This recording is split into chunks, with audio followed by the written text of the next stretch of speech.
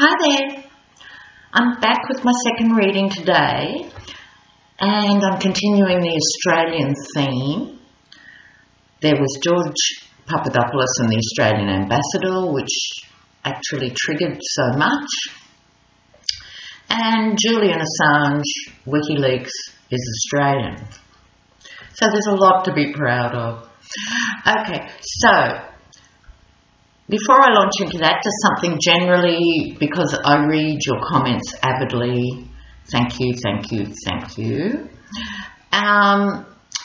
So what's happening too, of course, is Trump's self-induced trade war.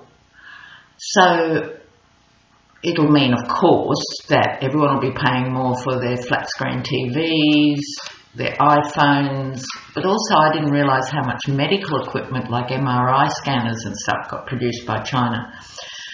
But the big political impact, apart from that, is China has very deliberately and cleverly targeted the Trump heartland by nominating soybeans, corn, etc. It's going for the jugular. And these agricultural states that will be impacted, like Iowa and other states, directly by Trump's rubbish policies.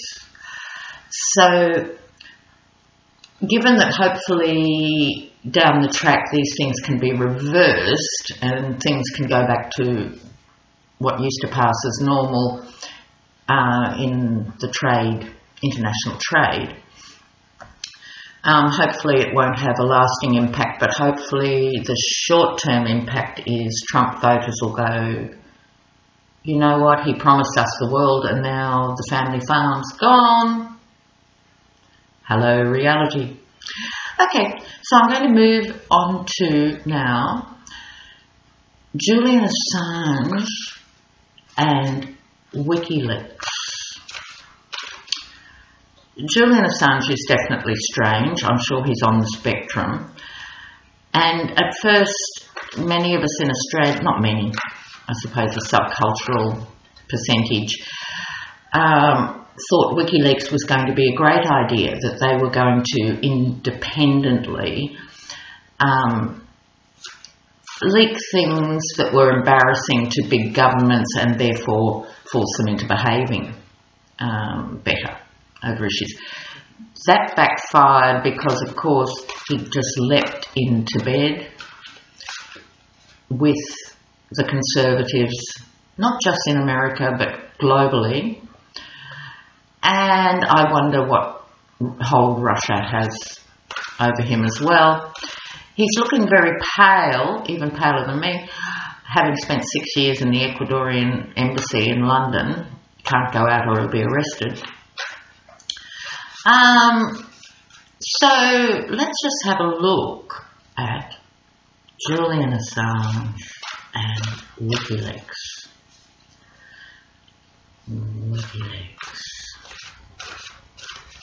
Alright, I'm going back to the conventional Celtic cross for him.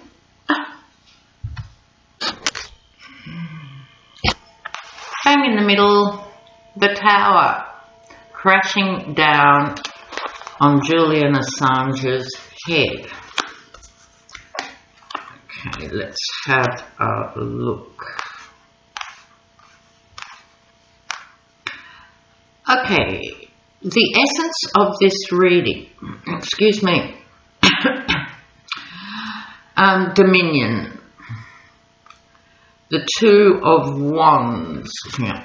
So when Wikileaks was born, it, I think, predates Cambridge Analytica and other organisations. It was in the vanguard of this sort of stuff. It probably wasn't the very first, but it was the first one to really go global. Wikileaks hit the world stage big time. The cross to bear for Julian Assange and Wikileaks in relation to this, the Ten of Cups, satiety. So this is, tens are completion, generally the end of a cycle, and you could say it's saturated its usefulness. It's saturated the world in information.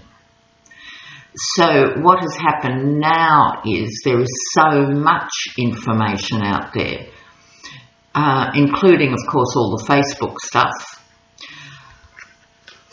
This card represents, beside the Tower,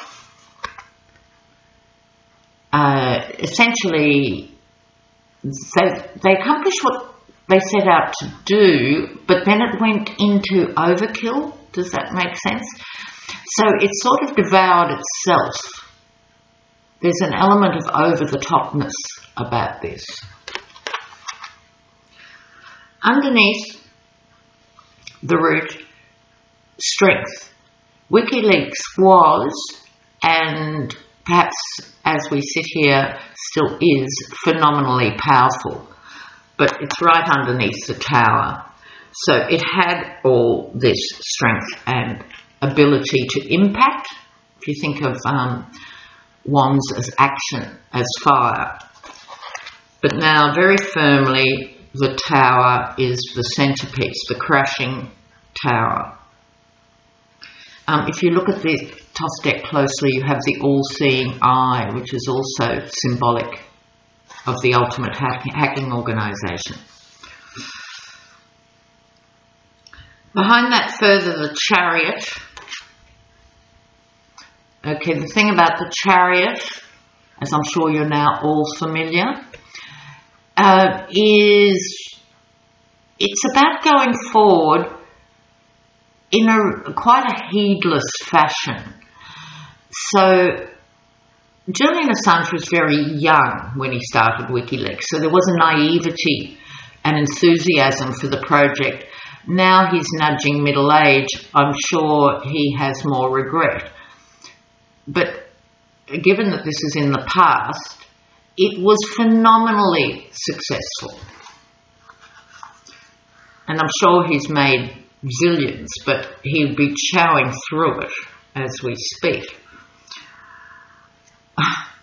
Not surprisingly, overarching Julian Assange's reading is the Hermit. I mean, he is literally a hermit. He has no choice. If he steps outside the door, he will be extradited. I think Sweden wanted him on sexual assault charges. That might have come and gone, but certainly the US wants to extradite him, and you wouldn't want to be extradited when you've got Pompeo stepping up and Gina, whatever her name is, the torturer. You would not want to be extradited for these sort of crimes at all. I don't even like him, and I wouldn't wish that on anybody. Okay. Coming up, we have the Prince of Wands, fire. This is, I think, Julian Assange trying to fight back. If you like, trying to fight fire with fire.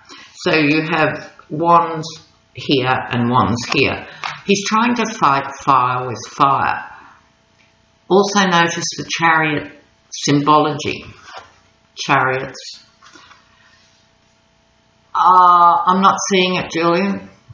I'm sorry, the Russian troll farms have overtaken you. Cambridge Analytica and zillions of similar organisations have beaten you to it. You started it, but you're not going to finish it. Himself, he still sees himself as the Knight of Swords, as the Avenger, the one who just wanted to tell the truth. Notice the speed and action associated with these cards. In defence of the toss deck too, Lady Frida Harris, who actually painted them, deserves credit. They're very beautiful cards. So that's how he still sees himself, as the Avenger on the system. But that's sort of locked in time and space. Overarching that, his problem is the sun. I was just saying he doesn't see the sun exactly, but the sun is being shined on his nefarious doings. So the organisation that he started, which by nature was sort of anarchic and highly anonymous, etc., etc., the sun is being shone very firmly on all that. And we shouldn't forget the Chelsea Manning stuff and all of that. Poor old Chelsea Manning, but I think she got a pardon. The atmosphere of the readings, his reading and Wikileaks reading, the Princess of Discs, money, being discs, being pentacles. But if you look at the imagery of this card, very complicated relationship with money. This is not straightforward, make a pile of money and have fun spending it, is it? Look at that card for a moment. It's like there's all this web of complications around money, where it comes from, where it goes. Very, very, very densely packed card, basically of nightmares around money.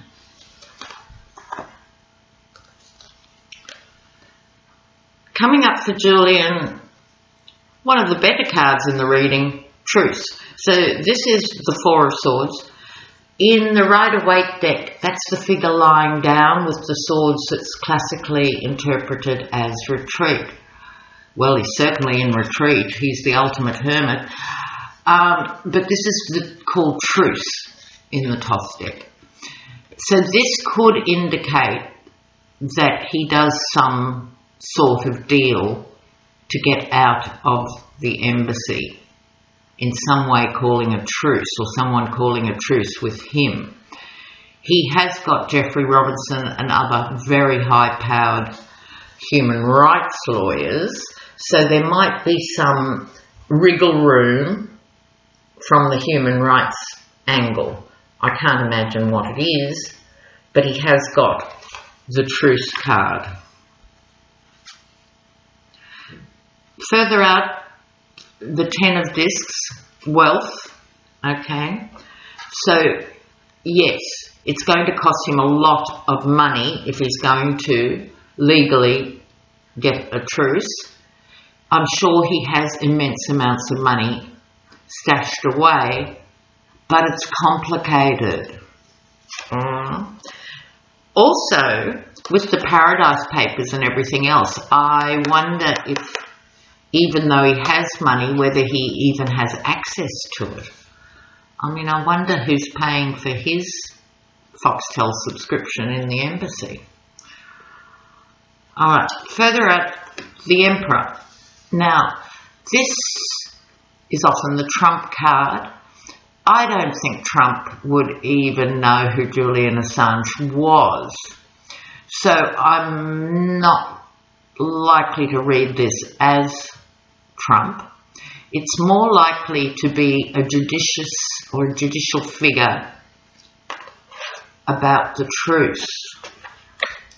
So I would see the Emperor there, someone who has some sort of power. It could be a deal that's done between Ecuador and the UK and the US, maybe.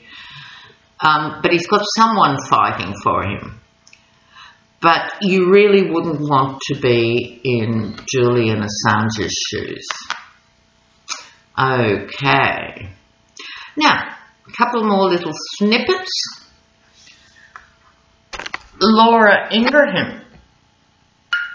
The word is Fox is going to keep her. I thought she'd be fired from Fox. They were thinking about it, but apparently they're going to keep her. Sometimes I'm wrong. And I thought, oh, that's interesting. And then it was pointed out by viewers that she's a Russian speaker, and she's the only Russian speaker at Fox News, which gives them some sort of edge to much of the Russian staff. So Laura Ingraham has another string to her bow. Very interesting. All right then, everybody. I'm also starting private tarot lessons. So if you want, because of the time zone, it's not possible to do groups. They will be individual Skype sessions. So if you're interested in that, email me, but please make sure you put private tarot in the subject line so I can quickly identify why you're contacting me. Do that. So if you're interested in those, please get back to me and I'll email you with how to go ahead with that. Okay, everyone, keep those comments rolling. I love the comments. Live for the comments. Can't tell you how important they are.